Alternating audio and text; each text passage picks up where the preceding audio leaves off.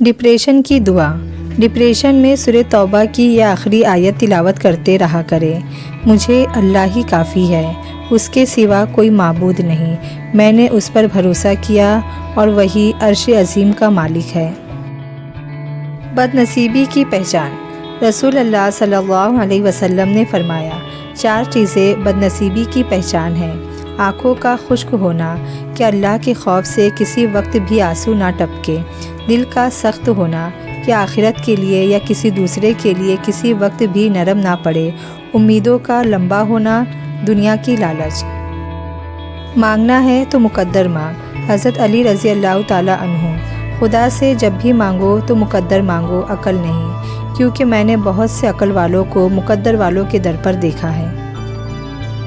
فرمان مصطفیٰ صلی اللہ علیہ وسلم، دل سخت کیوں ہوتا ہے؟ اللہ تعالیٰ کے ذکر کے سوا زیادہ گفتگو نہ کرو، کیونکہ اللہ تعالیٰ کے ذکر کے بغیر زیادہ کلام کرنا دل کی سختی کا باعث ہے، اور سخت دل آدمی اللہ تعالیٰ سے بہت دور ہوتا ہے۔ بسم اللہ پڑھنے کا فائدہ۔ رسول اللہ صلی اللہ علیہ وسلم نے فرمایا، جو شخص بسم اللہ الرحمن الرحیم کی تلاوت کرتا ہے تو اللہ تعالیٰ بسم اللہ کے ہر حرف کے بدلے میں اس کے نام اعمال میں 4000 نیکیاں درج دیتا ہے، اور اس کے 4000 گناہ معاف فرماتا ہے، اور اس کے 4000 درجات بلند فرماتا ہے۔ ایک آدمی نے رسول اللہ صلی اللہ علیہ وسلم سے نصیحت کرنے کی درخواست کی۔ رسول اللہ صلی اللہ علیہ وسلم نے فرمایا، اللہ سے شرم کرو جیسا کہ تم اپنے خاندان کے نیک اور شریف آدمی سے شرم کرتے ہو۔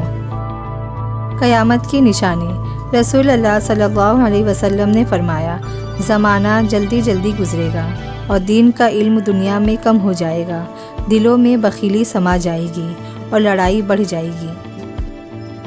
جہنم کا پتھر کھانے والے کون؟ رسول اللہ صلی اللہ علیہ وسلم نے فرمایا، جو شخص اپنا مال بڑھانے کے لیے لوگوں سے مانگے تو یہ مال قیامت کے دن اس کے چہرے پر خراش ہوگا، اور وہ جہنم کا ایک گرم پتھر ہوگا جسے وہ کھا رہا ہوگا۔ تو جو چاہے اسے کم کر لے اور جو چاہے اسے زیادہ کر لے۔ فرمان مصطفیٰ صلی اللہ علیہ وسلم، ماں کا حق ادا کرتے رہو، قسم ہے اللہ کی اگر تم اپنا گوشت کاٹ کر اسے دے ڈالو جب بھی اس کا 1/4 حق ادا نہ ہوگا۔ غریب رشتہ دار پر صدقہ کرنا۔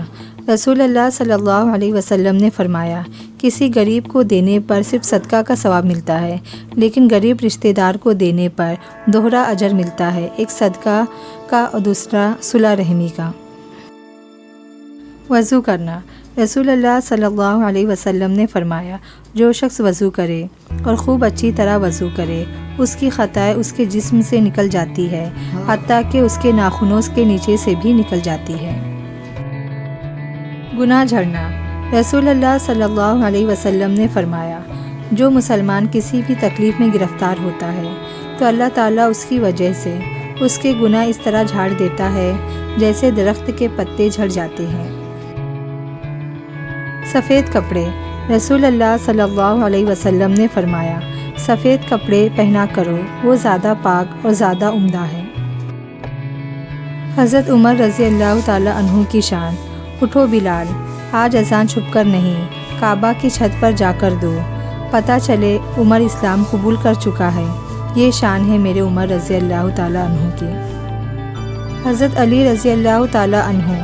دکھ میں کبھی پچھتاوے کے آنسو نہ بہاؤ، کیونکہ تم وہ خوش نصیب ہو جسے اللہ نے آزمائش کے قابل سمجھا۔